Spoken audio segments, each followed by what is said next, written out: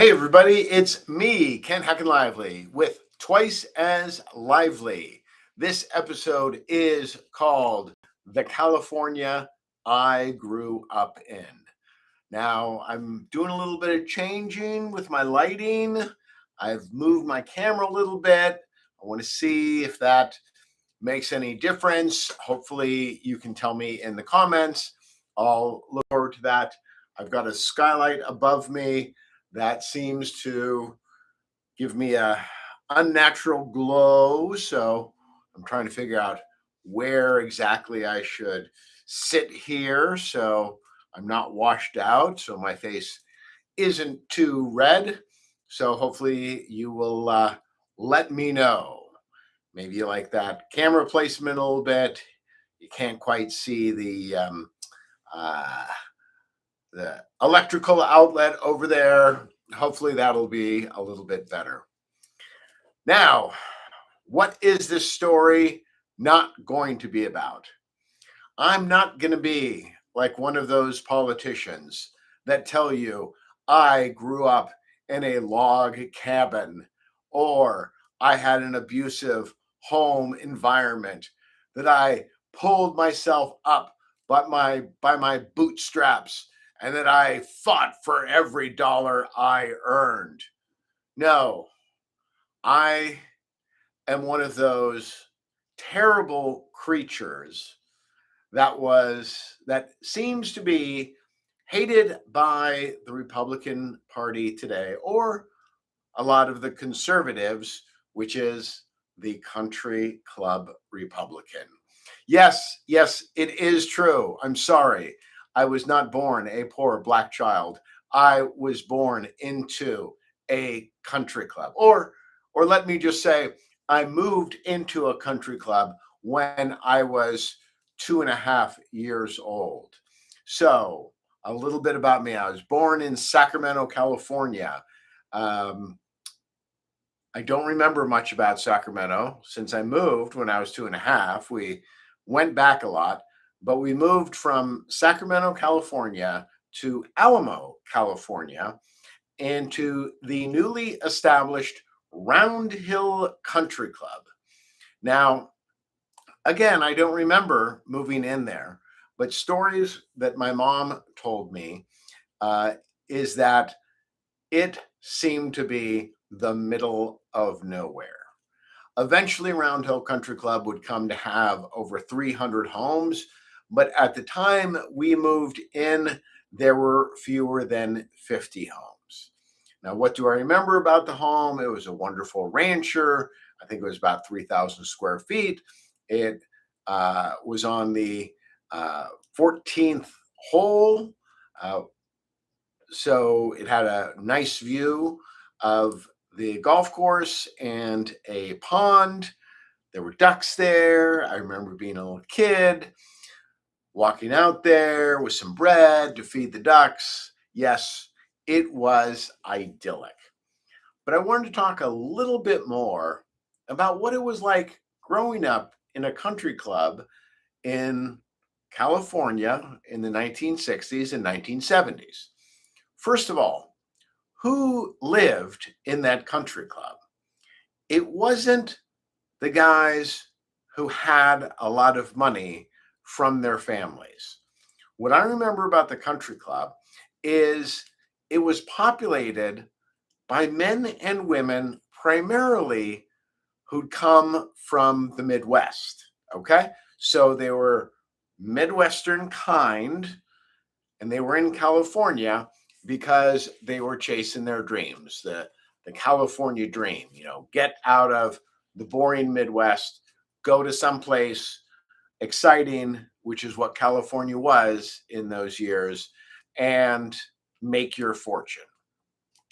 A story I always like to tell is when I was a young man and I was working in my dad's law office. There, he was working in a suite of guys, and he was telling one of the guys, "Yeah, when I was a senior in high school, my team, my football team, competed in the Nebraska State Championship, and we were winning the game." And then in the last minutes, the quarterback for the other team threw this amazing, 30, 40-yard pass. It was caught by a guy, and they beat us in the final moments.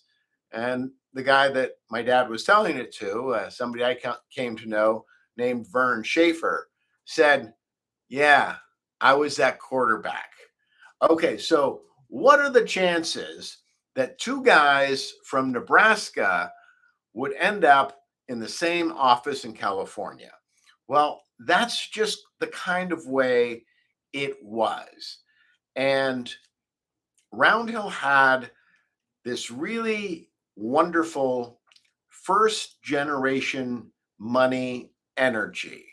Now, who are the people who make that kind of money that get themselves into a country club?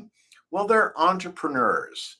And I listened to a really interesting Jordan Peterson video today, and he was talking about why artistic people often don't do well, or creative people often don't do well in school, especially in higher education, or in a lot of traditional fields.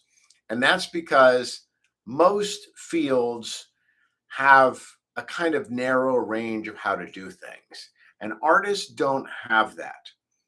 Entrepreneurs are very much like artists, according to Jordan Peterson. And it's that they don't follow the regular rules. So they're highly intelligent, but they're not conscientious. They're more open.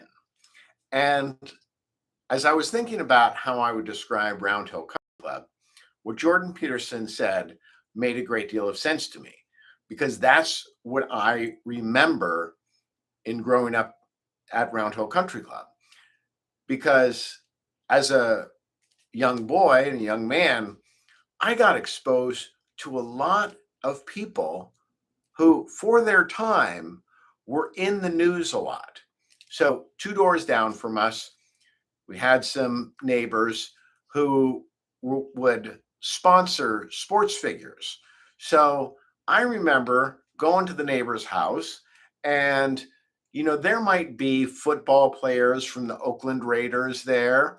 There might be professional golfers. One of the people they sponsored was a guy named Johnny Jacobs. I remember going to parties at that same house, and the great baseball player Joe DiMaggio was there, and I got introduced to Joe DiMaggio. It was just something that was in the air. So it was really easy, especially when you're living in a country club like that, to meet some of the top people in your area, the most successful people in your area. Um, Another person who lived in our neighborhood was the leading AM disc jockey for the Bay Area when AM radio was really big. And his name was Dr. Don Rose. And I played with the Rose kids. The Rose kids were part of our family. Very famously, for those of you who lived in the Bay Area, you may remember that Dr. Don Rose was a great celebrity. Everybody liked him. He was also just a wonderful human being. It was really nice to see somebody who was so beloved by the public, who was also a genuinely nice person behind the scenes. But famously, he broke his leg, and he'd had a fused leg. And so he had to broadcast from his bed for a period of several months. And who were the people who set up his home studio? It was the Heckenlivelies. Okay. So, I remember putting comforters up on the wall so that it would deaden the sound. And so he could do his show from his bed. Um, Other people that were just easy to get to know. Um, During my youth, there was uh, a textbook on California law, Marvin Starr on California real estate law. It was kind of the Bible that if you were doing real estate law, it was in your office. Well, my dad played in a golf tournament with Marvin Starr. They won the golf tournament.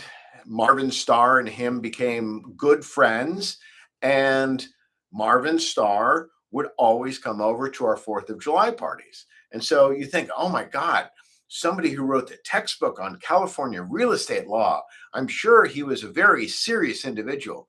No, Marvin Starr was not a serious person. I mean, he was, but he was also just a ton of fun. So imagine being like 10 or 11 years old, and this guy comes over to your house for the 4th of July. And what he had done earlier in the day, and he did this for several years, is on the 4th of July morning, he would drive down to Chinatown in San Francisco and get the most illegal fireworks that you could possibly get. So one year, I remember it. Uh, Marvin Starr came over and he had all these great things. Now, Round Hill Country Club during the 1970s was a really posh place. Okay, if it was probably in the East Bay area, the premier country club. Now, one of the ways that I'll convince you that that is true is just across from us on the other side of the 14th hole. So directly across from our house, the largest private home in the Bay Area was built in the 1970s. It was built by the Martinoviches. They had a restaurant in Jack London Square called the Elegant Farmer. And, you know, this was before the era of mega mansions. So it's this 12,000-foot monstrosity. I remember going in there, you'd walk in the front doorway, just to the left is a stuffed polar bear with a seal at its feet. And so this is just kind of the world I grew up in. Okay. So I was able to meet very successful people. But back to Marvin Starr. So the Heckenlively house on the 14th hole at Round Hill Country Club is where there's a big 4th of July party. Directly across the fairway is this 12,000 square foot mansion. Enter Marvin Starr with the most illegal fireworks that you could probably purchase in the state of California. He sets one of these rockets off, which shoots and lands on the front deck of the Martinovich mansion. And suddenly we're saying to ourselves, oh crap, did we just set the largest mansion in the Bay Area on fire?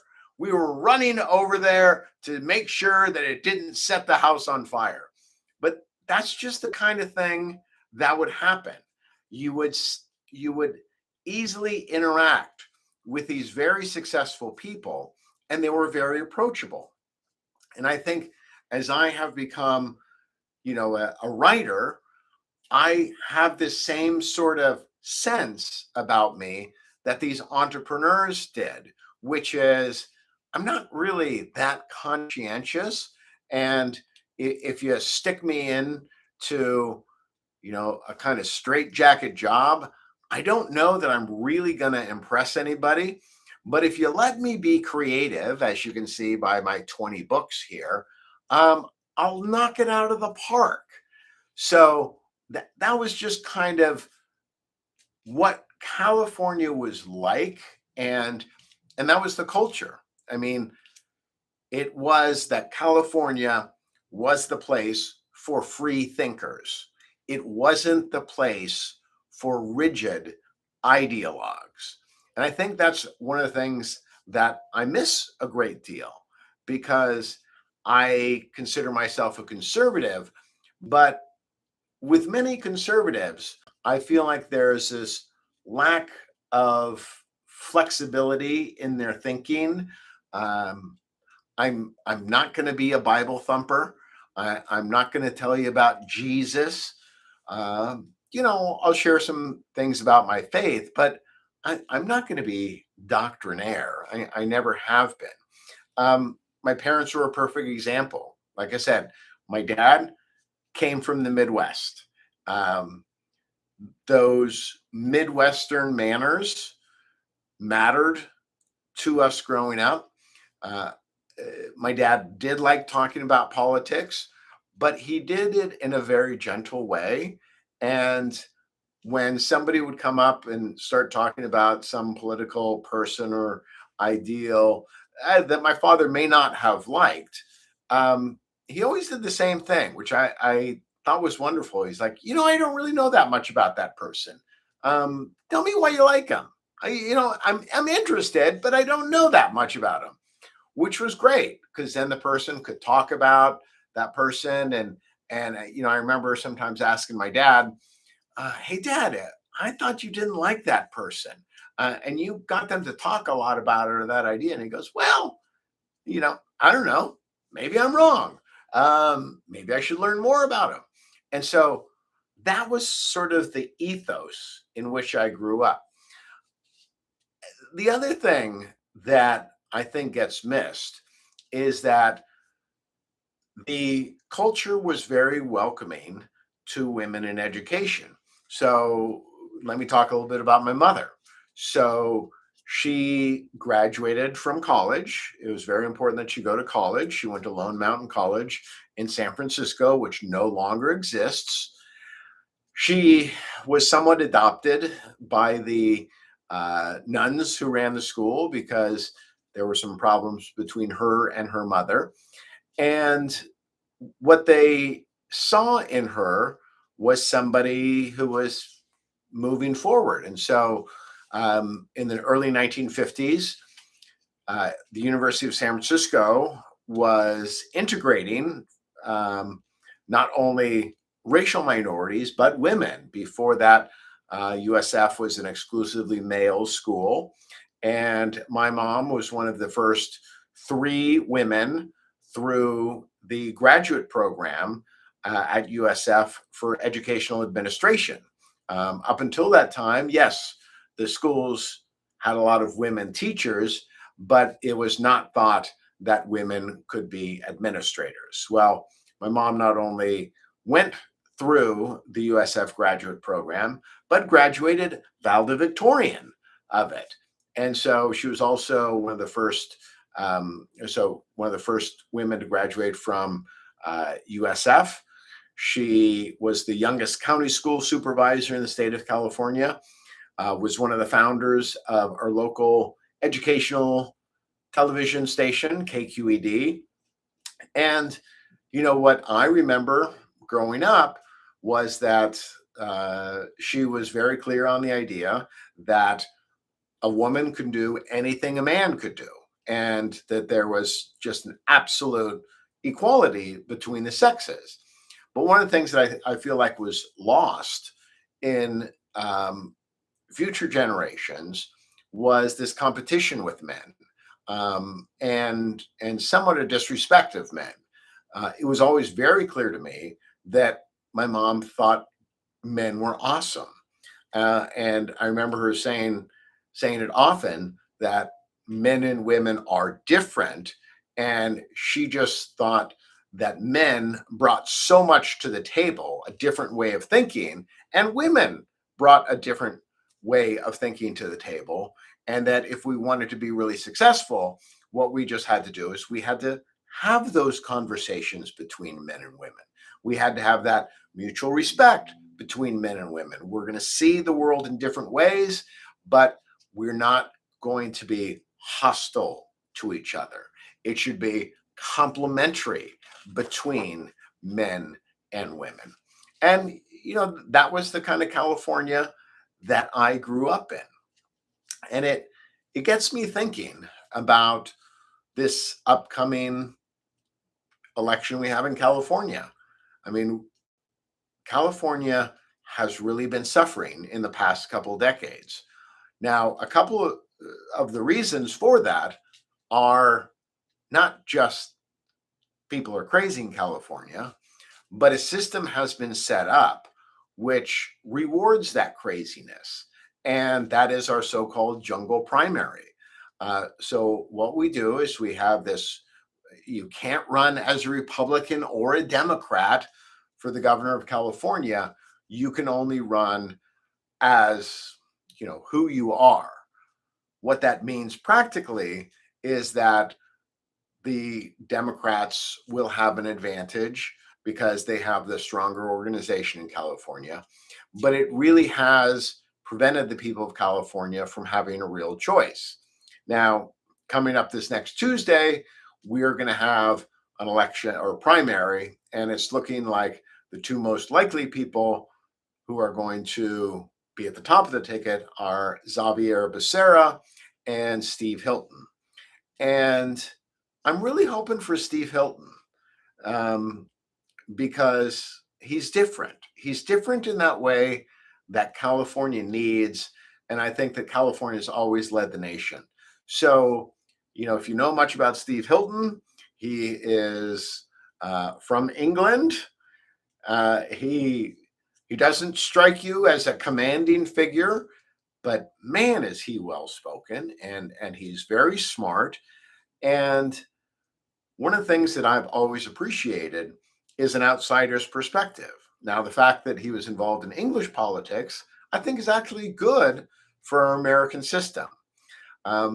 What I have seen happen in California is that the Democrats that come out of California just aren't that strong. Look at Kamala Harris. And the reason they're not strong is because they don't get, they don't get beat up like you do in a normal system. Now, I think it's important to have that rough and tumble with somebody who ideologically disagrees with you. Um, but Kamala Harris's rise through California politics was more like a coronation. And I think that's one of the problems that the Democrats are having right now, is that it's being run by the party bosses. And if I was a Democrat, I'm not, but if I was, I'd be really upset with how the 2024 election happened. I mean, for example, Robert Kennedy Jr. should have been able to run in the Democratic presidential primary, but they froze him out because of lawsuits. And just so you know, Robert Kennedy has written the foreword to one of my books, and 4 of my books have been published under his Children's Health Defense label. And because my issue is autism, because I have a very severely autistic child who I believe was negatively affected by her vaccines, that was my ride or die issue, which is why my wife and I were the first large donors to Robert Kennedy's presidential campaign when he was running as a Democrat. So, look, I'm not doctrinaire. I will switch. If Kennedy had been allowed to run in the Democratic primary, and I'm not certain he would have won. I think he could have done really strongly, but let's just say he won. I would have been with Kennedy as a Democrat all the way. Did I agree with him on everything? No. But on the things that were important to me, for example, children's health, as well as his transparency push, I'm with him all the way. Was anybody more happy when Kennedy joined hands with Trump? No, because I'm also practical enough to know that it isn't enough just to say the right things. You need to get in there and be part of the government and be able to make change. Now, what's going to happen? I don't know. But I feel like what I do is I'm following along with that California creativity and pragmatism that I grew up with. When I was young and that political stuff would come out, there would be discussions, and it didn't seem to be as fraught with "I love you" or "I hate you." It was just like, wow, that's really interesting. And for example, my next door neighbor in Round Hill Country Club, Rosemary Thacker, ran twice for Congress. And so, again, that's kind of what I grew up with. I grew up being close to people who were doing interesting things. And were they zealots? No, they weren't. They were interesting, smart people who you could talk to. And I think that's the perspective that is missing in a lot of our public discussions. So, yes, I am more conservative than not.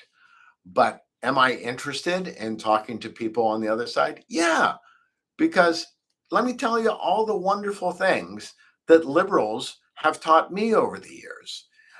It was really through liberals that I came to be suspicious of our intelligence agencies. I didn't start out that way. In fact, I would say I was kind of like a rah rah, go intelligence agencies, go military. Am I suspicious of military contractors now? Yes. Am I suspicious of generals who go from working in the military to working on the board of directors of defense contractors? Yes. What else did liberals teach me? Liberals also taught me the value of this thing called free speech, which, I remember this free speech movement of the 1960s at Berkeley. I lived literally 30 minutes away from Berkeley. And so I remember thinking that those hippies were really pushing the envelope, but I had to come down on the idea that we should be able to say what we think. And it's been interesting to see how liberals who taught me the value of free speech seem to have forgotten that. Um, when I was banned from traveling to Australia to give a speech from 2017 to 2020, did any liberal groups stand up to support me? No, they didn't. When Amazon removed my book on masks in August of 2020, did any liberals stand up for me? No, they didn't.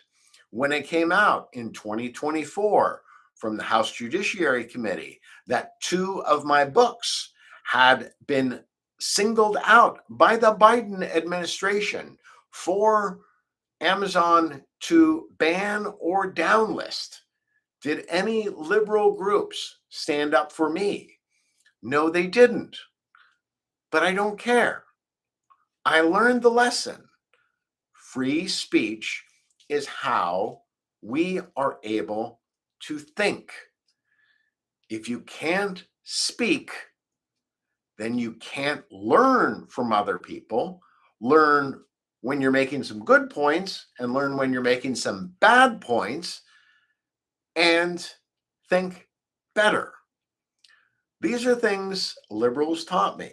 Liberals also taught me to be very suspicious of large corporations making donations to our politicians.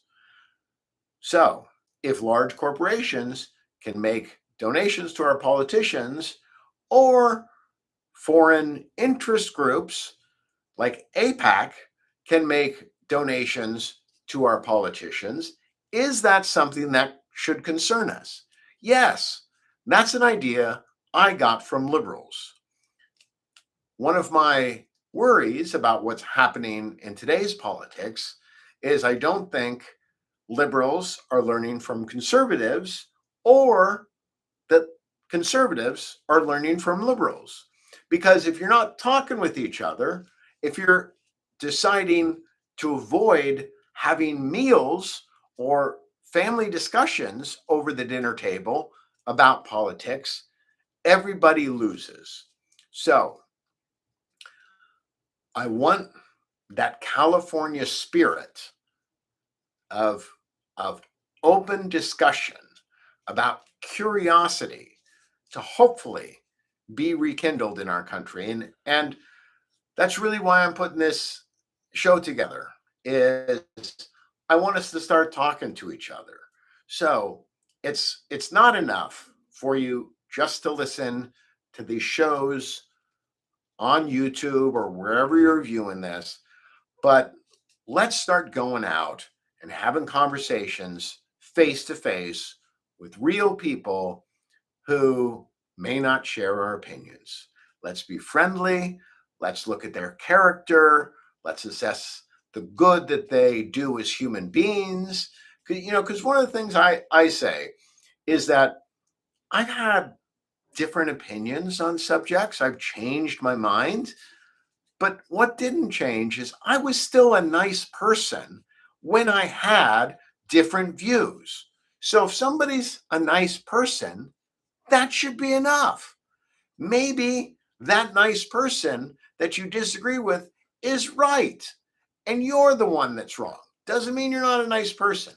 By the same token, you know, that nice person might be wrong. Maybe they will come to appreciate that you shared with something with them that made them change their opinion. And if we can do that, I think we're going to make our country even greater than it is. And so please, everybody, cut the drama.